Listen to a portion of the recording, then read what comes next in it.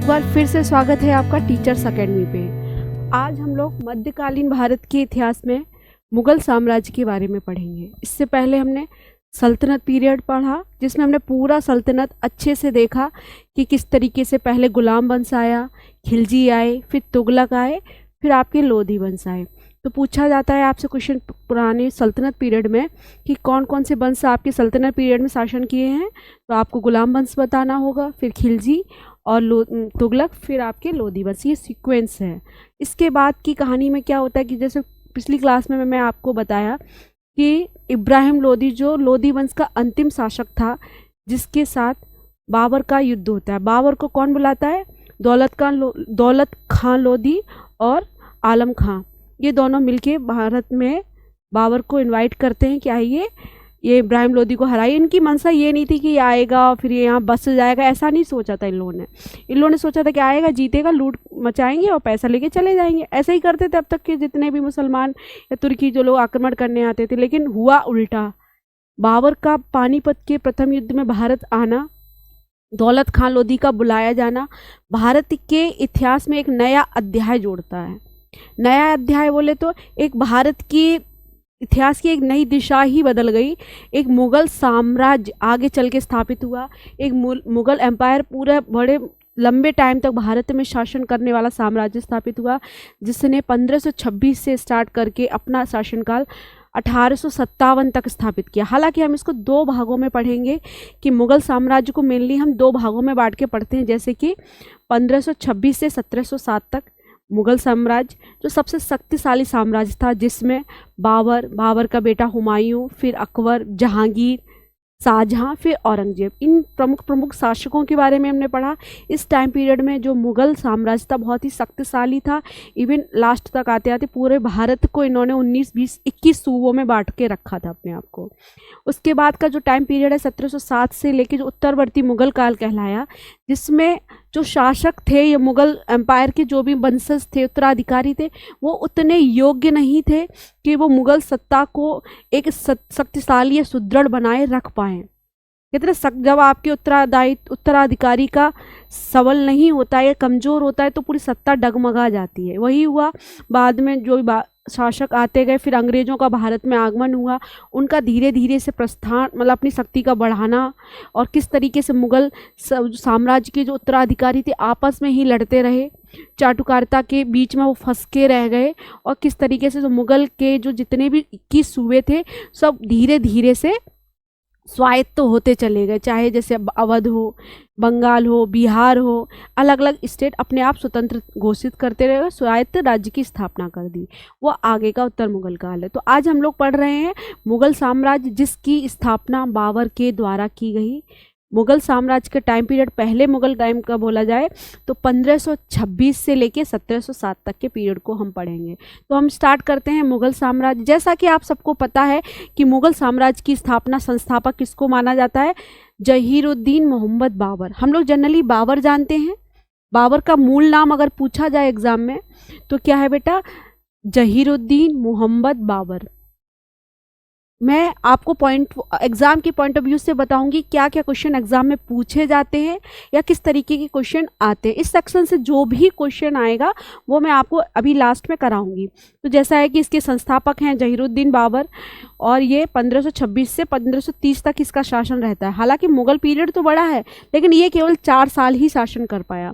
तो अगर हम जीवन परिचय देखें बाबर का, कि बाबर का जन्म कब हुआ, किस तरीके से उसने पश्चिमी एशिया, जो मध्य एशिया वाला भाग को छोड़ के भारत की तरफ क्यों प्रस्थान किया, ऐसी क्या परिस्थितियां थी जिसके कारण उसको मध्य एशिया वाला जो प्रांत था उसको छोड़ना पड़ा और काबुल वगैरह को छोड़ के भारत में आना पड़ा। कुछ तो विषम परिस्थितियां थी जिनकी वजह से उसको भारत की तरफ रुख करना पड़ा, तो उनके बारे में समझें। तो पहला है, इसका जन्म 14 फरवरी 1483 में कहाँ हुआ है बेटा? फरगना में। 14 फरवरी तो सबको याद रहेगा, वैलेंटाइन डे, भूलेंगे ही नहीं। तो वैलेंटाइन डे के दिन 14 फरवरी को ही 1483 में फरगना में उसका जन्म होता है। अब मुगल है, मुगल साम्राज्य की स्थापना पड़ी, लेकिन मुगल मुख्यतः क्या है? तुर्क और मंगोल का मिश्रण है। मतलब जो बाबर है इसमें दोनों के खून है, दोनों का खून है। जैसे कि उसका पिता है आपका उमर शेख मिर्जा जो तैमूर वंश के वंशज था। तैमूर कौन थे? तुर्क थे आपके। और आपके माँ है आपकी कुतलुक निगार खानम। कुतलुक निगार खानम है वो चंगेज़ खां की, मंगोल शासक चंगेज़ खां की वंशज हैं। मंगोल शासक है ये आपका मंगोल, चंगेज़ खां की वंशज माँ है और तैमूर है जो तुर्क वंश का है उसके पिता। तो बोला जाता है कि मुगल साम्राज्य में जो बाबर था उसके अंदर दोनों महान शक्तिशाली साम्राज्य के वंशजों का खून था। एक तरफ से वो तैमूर का वंशज था तो एक तरफ से वो चंगेज़ खां का वंशज था, और दोनों ही भारत के लिए बहुत खूंखार जाती रही। जैसा कि आपको याद होगा, मैंने आपको सल्तनत की पहली क्लास में ही बताया था कि इल्तुतमिश ने तैमूर खां के आक्रमण को भारत में आने से रोका था। क्या बताया था कहानी? मगमरनी भारत में सिंधु नदी के तट तक आया, इल्तुतमिश ने मदद मांगी थी, इल्तुतमिश से मदद मांगी मगमरनी ने, तो भारत में मगमरनी की सहायता नहीं की इल्तुतमिश ने, जिसके बाद जो तैमूर पीछे पीछे दौड़ता हुआ आ रहा था ना वो वापस चला गया। तो हमने तैमूर के हमले को रोका था, तैमूर के हमले को रोका। फिर उसके बाद चंगेज़ खां के बारे में हम लोगों ने पढ़ा कि भारत पर कब आक्रमण किया आपका, गलत बताया मैंने, चंगेज़ खान ने पहले आक्रमण किया था, तैमूर ने आपके नसरुद्दीन मोहम्मद शाह के टाइम पे आक्रमण किया। तो फिर इसके क्या होता है कि 1498 में मात्र 12 साल की उम्र में इसको शासन मिल जाता है। कैसे?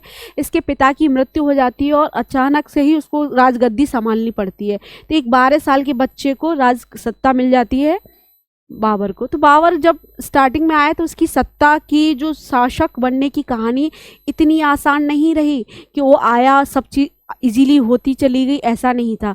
उसको भी बहुत सी असफलताओं को सहना पड़ा। जैसा कि बोला जाता है कि उसने प्रारंभिक युद्ध किए। प्रारंभिक युद्ध में हम पहले ये बाद में बताएंगे, जो प्रारंभिक युद्ध थे जिसमें इससे पहले 1501 में वो आपके समरकंद पे आक्रमण करता है। पहला हमला वो समरकंद पे करता है जिसको वो हार जाता है। पहली युद्ध लड़ने गया समरकंद पे और जहाँ पे उसको क्या मिली? हार मिली। पहले ही युद्ध में हार मिल जाती है। उसके बाद फिर वो 1504 में काबुल और गजनी को जीतता है। उसके बाद फिर वो दोबारा से समरकंद पे हमला करता है जहाँ फिर वो 1511 में जीतता है, कुछ टाइम के लिए जीतता है, लेकिन बाद में 1512 में पूरी तरीके से समरकंद को हार जाता है।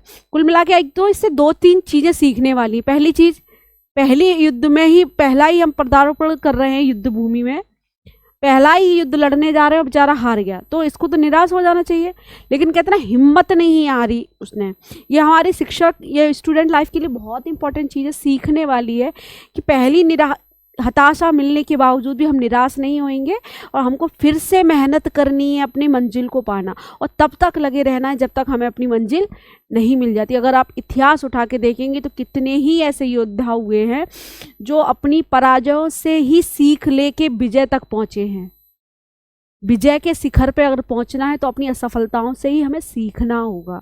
ये एक मोटिवेशनल चीज़ है जो आपको दिमाग में रखनी चाहिए कि हमें अपनी निराशा से या हार से या पराजय से दुखी नहीं होना है, बल्कि उससे अपने आप को मोटिवेट करना है और खुद को एक नई दिशा ऊर्जा देके अपने लक्ष्य को पाना है। वही बलवंत बाबर के बारे में कहा गया कि पहले ही युद्ध में उसकी हार हो जाती है, उसके बाद वो गजनी और काबुल को जीता, फिर वो समरकंद को फिर से जीतता है, लेकिन थोड़े ही टाइम बाद वो गजनी को हार जाता है, इसको समरकंद को हार जाता है। तो कुल मिला के जो मध्य एशिया या पश्चिमी एशिया वाला जो भाग था मिला जुला उसका फल रहा कि ना जीता ना हारा, पूरी तरीके से कब्जा भी नहीं कर पा रहा था।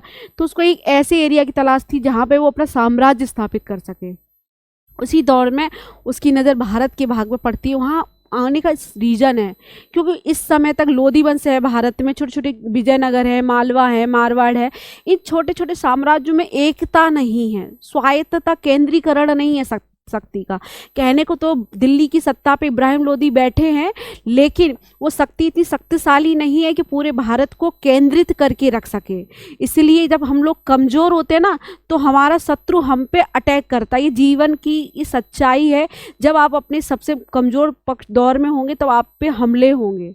तो उनसे हमलों से निपटने के लिए हमें क्या करना है? अपने आप को सुदृढ़ करना है। तो वही चीज़ है, आगे बताएंगे। इससे पहले हम जाने कि बलवन बाबर ने कुछ उपाधियां धारण की, जैसे कि उसने गाजी की उपाधि ली, मिर्जा की उपाधि ली, बादशाह या कलंदर। ये सारा मैं आगे डिटेल में बताऊंगी कि कब कब उसने कौन कौन सी उपाधि ली। तो यहाँ तक समझ में आया बेटा कि बाबर के जो प्रारंभिक युद्ध हैं जो मध्य एशिया में हुए इस तरीके से, और किस तरीके से वो भारत की तरफ आया। तो भारत पे आक्रमण के जब बोला जाता है, भारत पे सत्ता स्थापित करने से पहले, पानीपत के प्रथम युद्ध के बाद ही तो उसने सत्ता स्थापित की। उस युद्ध से पहले उसने भारत पे कितने बार आक्रमण किया, ये क्वेश्चन पूछा जाता है। तो बेटा कुल मिला के 5 बार आक्रमण किया है। तो पहला आक्रमण बोला जाता है कि बाबर का कौन सा था, 1519 में उसने बाजौर और भेरा के युद्ध में यूसुफजाई जाति को विरुद्ध युद्ध किया, जिसमें यूसुफजाई जाति को हराया और बाजौर और भेरा को जीता। यहीं पे पहली बार तोप का प्रयोग किया गया था। पूछा जाता है कि तोप का प्रयोग पहली बार कहाँ किया गया था, यूसुफजाई जाति के द्वारा किया गया था आपके यहाँ पे बाजौर और भेरा के युद्ध में। ये युद्ध तोप का प्रयोग इसने किया था, यूसुफजाई जाति ने। अब भारत पे आक्रमण करने का रीजन क्या था कि पश्चिमी एशिया में प्रतिकूल परिस्थितियां थी, उसको अच्छी तरीके से जीत हासिल नहीं हो रही थी, उसको विजय नहीं मिल रही थी कि वो एक सुदृढ़ शक्तिशाली साम्राज्य को स्थापित कर सके। इसलिए उसने भारत की तरफ रुख लिया और देखा कि भारत में केंद्रीय शक्ति का अभाव है, जिसके कारण उसने फ़ायदा उठाया और भारत पे सफल आक्रमण किया। भारत पे आने से पहले वो पूरा सिंध विंध्य वाला एरिया जीत चुका था। तब भारत में जो इब्राहिम लोदी थे, उनके चाचा थे दौलत खां लोदी और आलम खां, इन लोगों ने षड्यंत्र रचा कि क्यों ना दिल्ली की सत्ता पे से इब्राहिम लोदी को हटाया जाए। इसलिए उन्होंने देखा कि बाबर एक शक्तिशाली शक्ति के रूप में उभर रहा है, भारत में आके मदद की उसकी युद्ध में। कहते हम अपने ही दोस्त के शत्रु बन जाते हैं, अगर ना हम बुलाते ना शायद दिशा कुछ और होती भारत के इतिहास की, लेकिन ऐसा नहीं हुआ। पानीपत का प्रथम युद्ध पूछा जाता है कि बाबर का भारत में कौन से नंबर का युद्ध है। तो ओवरऑल युद्धों में देखा जाए तो ये बाबर का 5वां युद्ध था, जिस युद्ध में बाबर और इब्राहिम लोदी के बीच युद्ध होता है। युद्ध में इब्राहिम लोदी हार जाता है, और यही मैंने आपको कल की क्लास में बताया था कि इब्राहिम लोदी सल्तनत काल का पहला शासक है जो युद्ध के मैदान में मारा गया। क्या बताया था, युद्ध मैदान में मारा जाने वाला पहला शासक, मैदान में मारा जाने वाला, मारा गया। पूछा जाता है कि सल्तनत काल का वह शासक कौन था जो युद्ध की रणभूमि में मर गया। कौन था बेटा, आपका इब्राहिम लोदी। याद रखिएगा इब्राहिम लोदी, जिस पर मैं फोकस कर रही हूँ ना उसको अच्छे से याद करिए, क्योंकि वही एग्जाम में पूछा जाएगा। तो इब्राहिम लोदी युद्ध के मैदान में मारा। इस युद्ध में कुछ चीज़ें हुई, जैसे कि तुगल का पद्धति का प्रयोग किया गया। ये प्रयोग सबसे पहली बार उज्बेकों के टाइम ने उज्बेकों से सीखा था। मैंने बताया था ना, तोपों का पहली बार उज्बेकों के साथ जो भेरा का बाजौर के युद्ध में हुआ था, वहीं से इसने तुगल का पद्धति जीती। इसमें तोपों को किस तरीके से व्यवस्थित किया जाए, रूमी पद्धति थी, उसको किस तरीके से तोपों को सही तरीके से सजाया जाए, ये टेक्निक उसने उज्बेकों से सीखी। यहाँ पे इनके जो तोपची थे वो उस्ताद अली कुली थे। पूछा जाता है कभी कभार कि पानीपत के प्रथम युद्ध में बाबर के तोपखाने का तोपची कौन था, उस्ताद अली कुली। और बंदूकधारियों का नेतृत्व कौन कर रहा था, उस्ताद मुस्तफ़ा। ये पूछ लिया जाता है कभी कभार एग्जाम में। और इस युद्ध के बाद पानीपत के युद्ध के बाद बाबर ने उपाधि धारण की बादशाह, कि मैं अब विजेता हूँ, बादशाह हूँ, मैं सत्ता का शासक हूँ, मेरे ऊपर कोई नहीं है, बादशाह की उपाधि धारण की। और हुआ क्या, युद्ध में उसने बहुत सारा धन लूटा। उसके बाद जब वो वापस गया तो वहाँ आपके गजनी और काबुल वाले एरिया में उसने वहाँ के लोगों को बहुत मात्रा में स्वर्ण मुद्राएं दान में दी। तो उसकी दान की प्रवृत्ति को देखते हुए वहाँ के लोगों ने उसको कलंदर कहा, दानशील कहा। कलंदर मतलब दान करने वाला, खुले हाथों से दान करने वाला कहा। तो किसने कहा, लोगों ने उसको कलंदर कहा। किस युद्ध के बाद कहा, यह भी पूछा जा सकता है। तो आपको पता होना चाहिए, पानीपत के प्रथम युद्ध के बाद उसने कलंदर उसको कहा गया, उपाधि धारण कर ली, बादशाह कहा गया। उसके बाद सेकंड युद्ध है उसका खानवा का युद्ध, जो 1527 में हुआ। किसके साथ, मेवाड़ के राणा सांगा के साथ हुआ। राणा सांगा के साथ युद्ध होता है। इस युद्ध में बाबर जिहाद का नारा देता है। जिहाद मतलब मुस्लिम धर्म की विजय के लिए, मुस्लिम धर्म की रक्षा के लिए, हेतु लड़ा गया युद्ध, किसको जिहाद बोलते हैं? मुस्लिम धर्म की रक्षा के लिए जो युद्ध लड़ा जा रहा है उसको जिहाद कहते हैं। और गाजी मतलब शत्रुओं का नाश करने वाला, शत्रुओं का नाशक।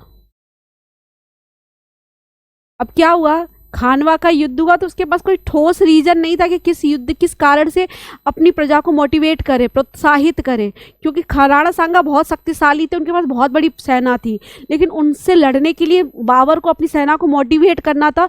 तो मुस्लिम सेना के सामने उसने एक युद्ध घोषित किया कि हमें अपने मुस्लिम धर्म को बचाना है और मुस्लिम धर्म की सुरक्षा के लिए ये युद्ध हम लड़ने जा रहे हैं।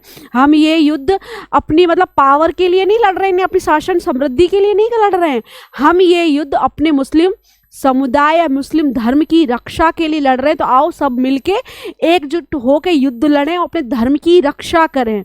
उसने यहाँ पे जिहाद का नारा दिया। पूछा जाता है कि जिहाद का नारा बाबर के द्वारा किस युद्ध में दिया गया बेटा? तो खानवा के युद्ध में पहली बार बाबर ने जिहाद का नारा दिया। और युद्ध जीतने के बाद उसने कौन सी उपाधि धारण की है? गाजी। गाजी मतलब मैं शत्रुओं का नाशक हूँ, मैंने अपने मुस्लिम धर्म के जो विरोधी थे, जो उसको खत्म कर रहे थे, उनका नाश कर दिया, तो मैं अब क्या कहलाया हूँ? गाजी। ये याद रखेंगे। तीसरा युद्ध है बेटा इसका चंदेरी। चंदेरी का युद्ध इसका मेदिनी राय के साथ हुआ। ये मालवा वाले, बुंदेलखंड वाले एरिया के शासक हैं राणा जी, ये भी राजपूत है, इनको हराया जाता है। इसके बाद इसका लास्ट युद्ध होता है 1529 में, घाघरा का युद्ध। घाघरा के युद्ध में ये बंगाल और बिहार की सेना को संयुक्त रूप से हराता है, जिसमें आपके महमूद लोदी के युद्ध में हराता है। इतना ही याद रखना है। फिर इसकी मृत्यु हो जाती है 26 दिसंबर 1930 में। सिर्फ 4 साल शासन किया। उसके बाद इसमें हमने पढ़ा तो बाबर के जो 4 युद्ध हैं, इनको कई बार पूछा जाता है एग्जाम में कि बाबर आया, पानी पिया, खाना खाया, चाय पी और वापस लौट गया। एक फॉर्मूला जैसे हम ट्रिक बना सकते हैं कि पहला युग है आपका पानीपत, पानीपत हो गया। दूसरा है आपका खानवा, तीसरा है आपका चंदेरी, ये कई बार पूछा जाता है। चौथा है आपका घाघरा। ये 4 युद्ध हैं बाबर के। सीक्वेंस तो इसको हम लोग ऐसे याद रख सकते हैं। बाबर भारत आया तो पानी पिया पहले, फिर खाना खाया,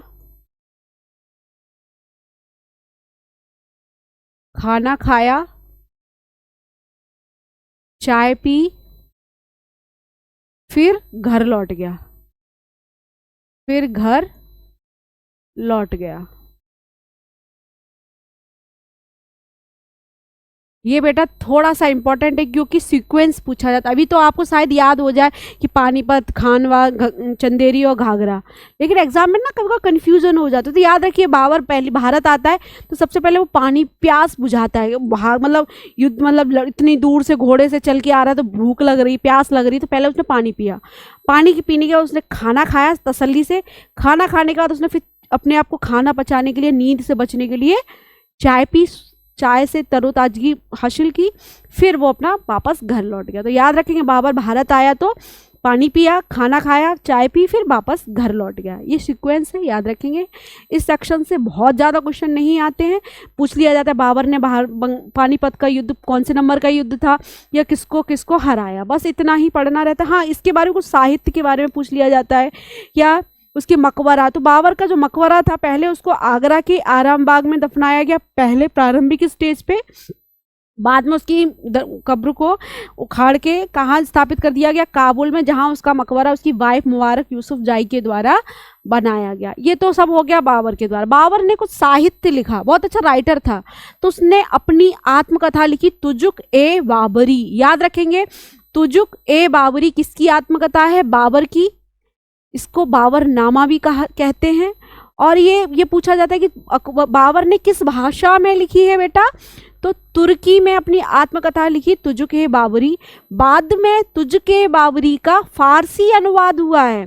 तो आपसे ये भी पूछा जा सकता है कि फारसी अनुवादक कौन थे आपके बेटा, अब्दुल रहीम खान खाना और पाइंदा खान, इन दोनों ने मिलके इसका फारसी में अनुवाद किया। अब्दुल रहीम खान खाना और पाइंदा खान ने तुझके बाबरी का फारसी में अनुवाद किया। और एक पद्धति थी मुवैयान पद्य शैली, जिसमें वो गद्य पद्य दोनों मिला के लिखता था। तो कभी कभार एग्जाम में पूछ लिया जाता है कि मुवैयान पद्य शैली का जन्मदाता कौन है, बाबर। ठीक है, इतना याद रहेगा।